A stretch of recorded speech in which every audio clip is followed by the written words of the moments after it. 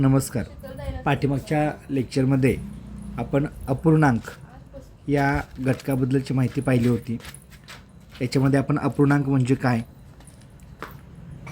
अपूर्णांक म्हणजे एक पूर्ण संख्या आणि त्या वस्तूचे आपण काय करतो, समान भाग करतो आणि ते अंश आणि छेद याच्यामध्ये काय करतो आपण ते यामध्ये आपण पाहिलेलं आहे समछेद अपूर्णांक ज्याचा छेद समान असतो. भिन्नछेद अपूर्णांक म्हणजे छेद भिन्न असतात. त्यानंतर समछेद अपूर्णांकाची तुलना पाहिली. पाठीमागच्या लेक्चरमध्ये हे सगळं पाहिलेलं आहे. समछेद अपूर्णांकांच्या किंवा भिन्नछेद अपूर्णांकांचा छेद समान कसा करायचा, समछेद अपूर्णांकाची बेरीज नेहमीच्या पद्धतीने करून छेद एकदाच लिहायचा. अंशांची बेरीज आणि वजाबाकी आपण करू शकतो. भिन्नछेद अपूर्णांकाची बेरीज किंवा वजाबाकी करताना दोन पद्धती आहेत. एक तर आपण काय करतो, त्यांचा छेद समान घेतो किंवा लसावी काढतो. नसेल तर तिरकस गुणाकार करून काय करायचं, आपल्याला छेद समान करायचा असतो. ही एक आपण पद्धत बघितली. त्यानंतर आपण अपूर्णांकाची पट कशी काढायची बघितली. तेवढी पट करायची म्हणजे त्या अंश आणि छेद तेवढ्या पटीने काय करायचं, त्याला गुणायचं. म्हणजे छेदानं भागायचं आणि अंशानं गुणायचं. अशा पद्धतीने हे पाठीमागच्या लेक्चरमध्ये सगळं पाहिलेलं आहे. अपूर्णांकाचा गुणाकार भागाकार आपण पाहिलेला आहे. त्याच पद्धतीने परिमेय संख्यांनी त्याच्यावरच्या क्रिया कशा करायच्या हे आपण पुढच्या टॉपिकमध्ये पाहत होतो. ते पाहिलेलं आहे. त्यातला काही भाग राहिलेला आहे तो मी आता सांगत आहे. बघा, परिमेय संख्या ह्या अंश आणि छेदामध्ये लिहिल्या जातात. ऋण परिमेय संख्या लिहिण्याची पद्धत मी सांगितली. ऋण एकतर मध्ये लिहिलं जातं किंवा अंशाला लिहिलं जातं. धन परिमेय संख्या म्हणजे दोन्हीही अंश आणि छेदाची चिन्ह समान पाहिजे. चिन्ह म्हणजे धन असतील तरीसुद्धा धन परिमेय आणि दोन्ही ठिकाणी ऋण चिन्ह असतील तर त्याला ऋण परिमेय आणि एकाच ठिकाणी ऋण चिन्ह असेल तर त्याला आपण ऋण परिमेय संख्या असं म्हणतो. एकच ऋण चिन्ह असेल तर. त्याच पद्धतीने हा एक महत्त्वाचा भाग बघितला आपण. सममूल्य अपूर्णांक म्हणजे दिलेल्या अपूर्णांकाला समान संख्येनं गुणलं असता जो नवीन अपूर्णांक तयार होतो तो त्याच्याशी समान असतो, म्हणून इथं बरोबर चिन्ह दिले. बघा, 1/2ला 2 समान अंशाला आणि छेदाला समान संख्येनं गुणायचं, एवढं लक्षात ठेवा. 2ला 2 गुणलं, 2ला 3 गुणलं, वर पण 3 गुणलं तर 3 1 3, 3 2 6. इथं आपण हा सममूल्य अपूर्णांक मिळवण्यासाठी 2 गुणलं किंवा मला 4 गुणलं तर 2×8 1 × 4, 4 2 8. तर हे सगळे सममूल्य आहे. सममूल्य म्हणजे अपूर्णांक म्हणजे काय, दिलेल्या अपूर्णांकाला समान संख्येनं गुणलं किंवा भागलं तर इथं गुणून आलेले आहेत. अशा कितीही मिळू शकतात सममूल्य अपूर्णांक. आणि इथं भागल्यानंतर बघा 4/8ला 2 समान संख्येनं, मात्र एवढं लक्षात ठेवा, गुणताना किंवा भागताना पण समान संख्येनं गुणलं किंवा भागलं तर आपल्याला नवीन जो अपूर्णांक मिळतो त्यातला सममूल्य अपूर्णांक असतो. त्यानंतर बघितलं परिमेय संख्येचा लहान मोठेपणा कसा ठरवायचा. लहान मोठापणा ठरवत असताना जर छेद समान असेल तर ज्याचा अंश मोठा तो मोठा. हे दोन संख्यांच्या बाबतीत आपल्याला करता येतात. छेद समान असल्यास काय करायचं, अंश समान असल्यास काय करायचं आपण ऑलरेडी पाठीमागच्या लेक्चरमध्ये पाहिलेलं आहे. तर ही सुद्धा थोडक्यात सांगतो. छेद समान असेल तर ज्याचा अंश मोठा तो मोठा. अंश समान असेल तर ज्याचा छेद लहान तो मोठा. अशा पद्धतीने हे पाठीमागच्या लेक्चरमध्ये तुम्हाला क्लिअर केलेलं आहे. आणि अंश आणि छेद जर समान नसेल तर काय करावं लागतं, आपल्याला काही वेळा दशांश चिन्हामध्ये ते 1-2 घरं दशांश चिन्हामध्ये काढून ते ठरवावं लागतं. त्यानंतर आपण परिमेय संख्या ज्या बघितलेल्या आहेत त्या परिमेय संख्यांची बेरीज वजाबाकी गुणाकार भागाकार कसं करायचे थोडक्यात पाहिलं. पण परीक्षेच्या दृष्टीने हे प्रश्न आले कशा पद्धतीने येत आहेत आणि ते आपण हे सगळे तुम्हाला सोडवून दाखवलेले आहेत. त्याच पद्धतीने काही प्रश्न याच्यातले तुम्हाला सरावासाठी दिले होते ते तुम्ही सोडवला असाल नसाल तर हे आपल्याला हे गणित आकडे जरी मोठे दिसत असेल तरी हे खूप सोपं असतं. तर अशा पद्धतीने आपल्याला याच्यावरचा व्हिडिओ पाहून घ्या आणि तुमचं तुम्ही सराव करून स्वतः तुम्ही ते उत्तरं काढण्याचा प्रयत्न करा, जेणेकरून तुमच्या ते मी सांगितलेल्या ट्रिक्स तुमच्या लक्षात हे सगळं सोडवून पाठीमागच्या लेक्चरमध्ये दिलेलं आहे. यातले काही प्रश्न राहिले ते मी परत एकदा इथं तुम्हाला सॉल्व करून देतो. तर याला आपण काही स्टेप्स वापरायच्या जेणेकरून ते आपल्याला शॉर्टमध्ये उत्तर काढता येईल. तुम्ही जर नेहमीच्या पद्धतीनं करत बसला तर त्याला फार वेळ लागतो. आता इथं एक उदाहरण दिलेलं आहे. काय दिले बघा, ऋण 35/82 × 123 ऋण 105. इथून पुढं लक्षात ठेवायचं, गुणाकार चिन्ह असेल तरच ही स्टेप करायची. परत एकदा सांगतो मी, गुणाकार किंवा भागाकार. ॲक्च्युली भागाकार करायचं म्हणजे ते गुणाकारातच रूपांतर करून घ्यावं लागतं. इथं बेरीज किंवा वजाबाकी असेल तर आता आपण गुणाकाराचा नियम काय हो, अंशांचा गुणाकार आणि छेदांचा गुणाकार करायचा असतो. ओके, गुणाकारामध्ये बेरीज करताना वजाबाकी करताना छेद समान करून घेतो किंवा तिरकस गुणाकार करतो. पण गुणाकार करताना किंवा भागाकार करताना अंशांचा आणि छेदांचा हे करायचं. आता इथं जर गुणाकार केला ऋण 35 गुणिले 123 आणि 82 गुणिले 105 तर केवढा मोठा गुणाकार येईल. आणि त्यानंतर जर तुम्ही अंशांच्या छेदाला संक्षिप्त रूप देत बसला तर त्याला 5 मिनटं लागतील किंवा ते वेळेत सुटणार पण नाही. तर इथं शॉर्ट ट्रिक्स लक्षात ठेवा. हे बऱ्याच जणांना माहिती नाही, त्यामुळे गुणाकार परिमेय संख्याचा हे करताना अवघड वाटतो. तर इथं काय करायचं, संक्षिप्त रूप द्यायचं. हे कधी देऊ शकतो, गुणाकार असतानाच. बेरीज असताना बरेच जण देतात पण ते माहिती नसल्यामुळे ते देतात. तर संक्षिप्त रूप द्यायचं म्हणजे काय करायचं, अंशाला आणि छेदाला ज्या कुठल्याही छेदानं कुठल्याही अंशाला भाग जात असेल तर घालवायचं. आता इथं 35 आहे, इथं 105 आहे, तर आपण 5 भागच घालूया. कसोट्यांचा वापर इथून पुढे आपल्याला अशा पद्धतीचा उपयोग पडणार आहे. चिन्हांचं नंतर बघूया आपण. 5 7 35, 5 2 10, 5 1 5 आणि ह्या भाग जाणाऱ्या शक्यतो संख्या असतात, लक्षात ठेवा. इथं अंकांची बेरीज 3 2 5 आणि 6 होईल. 2 1 3 म्हणजे 3 भाग जाणाऱ्या ह्या संख्या आहेत. 3 भाग झाला, 3 7 21. चिन्हांचं नंतर बघूया, ते पण महत्त्वाचं आहे, पण अगोदर भाग घालून बघूया आणि मग सांगतो तुम्हाला. तर 3 चौक 12, 3 1 3. नंतर हे 21च्या पटीतल्या संख्या असतात बघा. हे बघा, हे परत 7ला 7 गेलं. इथं 21च्या पटीतली संख्या बघितली तर 21 1 21, 21 2 42, 21 3 63 किंवा 4 आणि 1 5 घ्या, 8 5 भाग जातो, 8 आणि 2 10 झालं. तर इथं आपल्याला बघायचं झालं तर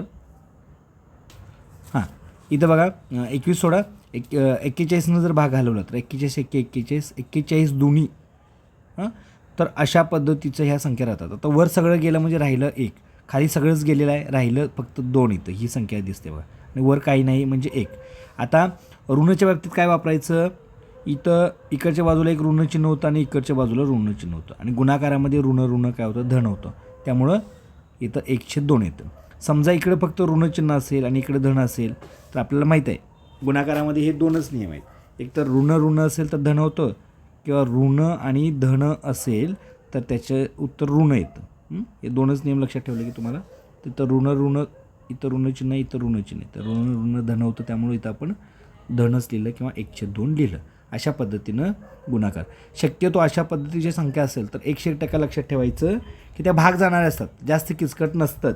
फक्त आपण ते त्या पद्धतीने काय करायचं, सॉल्व करता आपल्याला आलं पाहिजे. तर याचं उत्तर 1/2. तुम्ही तुमच्या पद्धतीने सोडून बघा, ते उत्तर तुम्हाला येतं का बघा.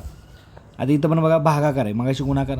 बेरीज पण याच्या अगोदर पाहिलेली आहे आपण, वजाबाकी पण पाहिली. आता गुणाकार भागाकारची काही उदाहरण इथं मी तुम्हाला एक्सप्लेन करतो आहे. आता इथं बघा 259. जरी संख्या मोठ्या असल्या तर घाबरत बसायची गरज नाही. आपण कसोट्याचा वापर करून ते ठरवायचं तिथं काय करता येईल. आणि त्याच्या पुढचं कसोट्या वापर होत नसेल तर तिथं काय करायचं, मूळ संख्यांच्या पाढ्यातल्या संख्येला भाग घालायचा प्रयत्न करायचा. आणि इथं भागिले म्हणजेच काय, भागणे म्हणजेच त्याच्या गुणाकार व्यस्तानं गुणणं. तर भागिलेच्या ठिकाणी गुणिले लिहा आणि याचा गुणाकार व्यस्त लिहायचा 43/37. आता आपल्याला काही वेळा या पट्टीतल्या संख्या नाहीत असं दिसत आहेत, पण त्या भाग जाणाऱ्या संख्येत एवढं लक्षात ठेवायचं. आता इथं बघा, इथं जर तुम्ही संख्या बघितलं तर तुमच्या लक्षात येईल इथं ॲक्च्युली कसोटीचा काही उपयोग होत नाही, तर आपल्याला डायरेक्ट या संख्येने सुद्धा भाग जातो का बघायला लागेल. तर 37नं 259ला हे बघा इथं 7 आहे आणि इथं 1 आणि 9 आलेले. शक्यतो ह्या भाग जाणाऱ्या संख्या असतात, कारण यांचे जे पर्याय आहेत ते पर्याय कसे दिलेले असतात, 5/7, 7/5, 17/5 आणि 7/15. तुमच्या लक्षात आलं पाहिजे की भाग जाऊन अशा पद्धतीचं आपल्याला अपूर्णांक मिळत आहेत. त्यामुळे 37नं इथं भाग जातो का, तर इथं डायरेक्ट तुम्हाला पाढाच तयार करायला पाहिजे किंवा त्यांना भागच घालवायला पाहिजे. तर बघा 9 आहे म्हणजे तर डायरेक्ट आपण 1 आणि 7 घेऊन बघायचं. 7 7 49 9 येते आणि इथं पर्यायामध्ये पण 7 दिलेले आहे. हे लॉजिक तुम्हाला तिथं वापरता आलं पाहिजे, तर तो वेळ वाचेल. 7 7 49 9 4 7 21 22 23 25 259 म्हणजे 37 7 ते येणार आहे, लक्षात ठेवायचं.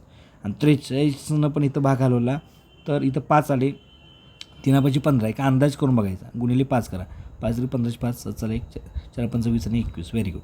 तर 43 500 म्हणजे इथं उरलं 7/5. वेळ घालवत बसला किंवा जर वेगळ्या पद्धतीनं, आता कसोटीचा वापर करून तर होतच नाही तिथं, तर अशा पद्धतीनं तुम्हाला कसोटीचं नसेल तर ह्या संख्येतल्याच कुठल्या तरी भाग किंवा मूळ संख्यांच्या पट्टीतल्या संख्येनं भाग जातो का आपल्याला पाहिलं पाहिजे. आता इथं पण त्याच पद्धतीनं बघा, आता याचे पर्याय आपल्याला दिलेले आहेत बघा, ऋण 42/4, नंतर 758/285, अशा पद्धतीने ह्या मोठ्या संख्येला आलेल्या आहेत. तर इथं नेहमीच्या पद्धतीनं काय करूया आपण हे सोडवण्याचा प्रयत्न करूया. तर इथं जर बघितलं आपण तर इथं आपल्याला काय करावं लागणार आहे बघा, छेद समान नाहीत म्हणजे एकतर छेद समान करून घेणे किंवा तिरकस गुणाकार. तर अशावेळी तिरकस गुणाकार आपल्याला उपयोगी पडेल.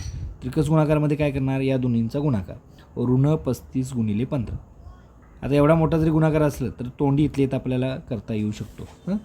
15 × 75 5 4 7 15 45 25 आणि 7 जर बघितलं तर ते 52 येतं. तर अशा पद्धतीनं कॅल्क्युलेशन इथले इथं फास्ट असेल, नसेल तर तुम्ही उभ्या पद्धतीने मांडत बसला तर फार वेळ लागेल त्याला. त्यामुळे इथले इथं गुणाकार करता आला पाहिजे. पाढे कमीत कमी 20पर्यंत तर पाठ पाहिजे. 30पर्यंत असतील तर बेटरच. 29 7 ते 33 असे. आता हे ऋणचिन्ह आहे म्हटल्यानंतर हा यांचा गुणाकार इथं ऋणचिन्हासह लिहित 33 असे म्हणजे 133 येईल. ओके. आणि 19 गुणिले 15 इथले येतो गुणाकार 19 5 95 5 9 19 19 आणि 9 जर बघितलं तर ते 28 येईल. तर अशा पद्धतीने इथले इथं आपल्याला कॅल्क्युलेशन करता आले पाहिजे. आणि याचं उत्तर या पट्टीतच बाकीचे पण पर्याय आहेत, त्यांची आपण बेरीज केली तर ते बेरीज येईल 5 आणि 3 8 3 2 5 आणि 5 आणि 6 ऋण 758 भागिले 285. तर अशा पद्धतीने हे आपल्याला उत्तर बेरीज वजाबाकी करताना अशा पद्धतीने आपल्याला काढता आलं पाहिजे. हे फारसं अवघड नाही. फक्त सरावानंतर अशा पद्धतीचे पर्याय दिलेले आहेत, सरावानंतर आपल्याला पटकन काढता येऊ शकतो. इथं पण बेरीज आहे.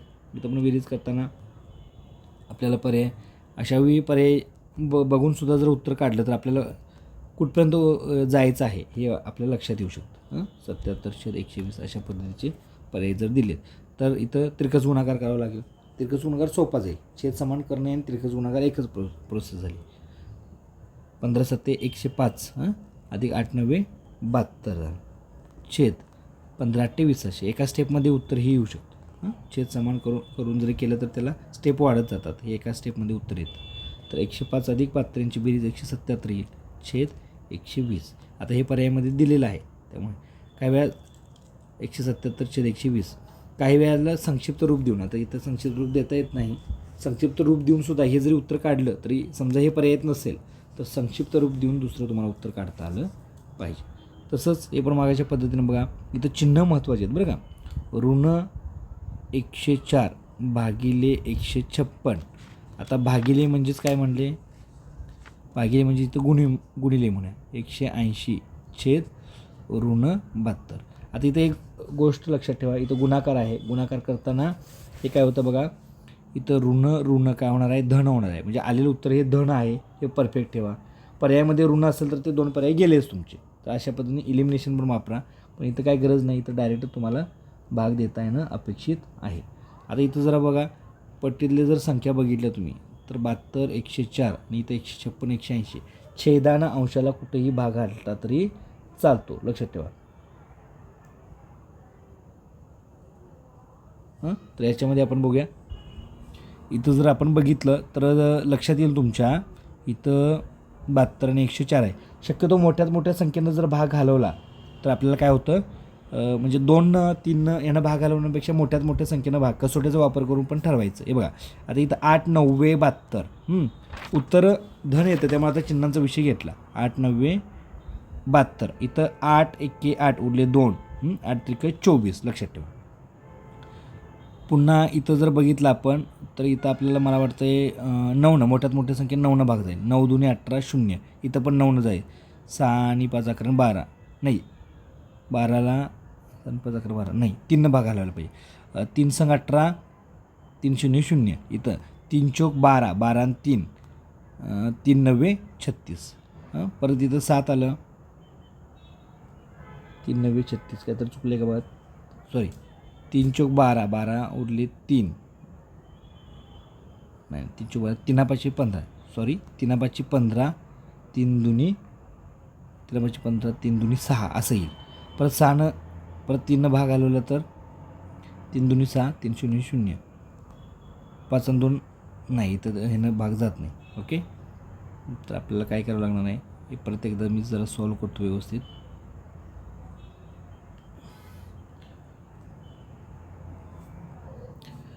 इथं परत एकदा लक्षात घ्या, ऋण 1 ऋण 104/156 भागिले म्हणल्यावर तिथं काय करूया गुणिले 180/72.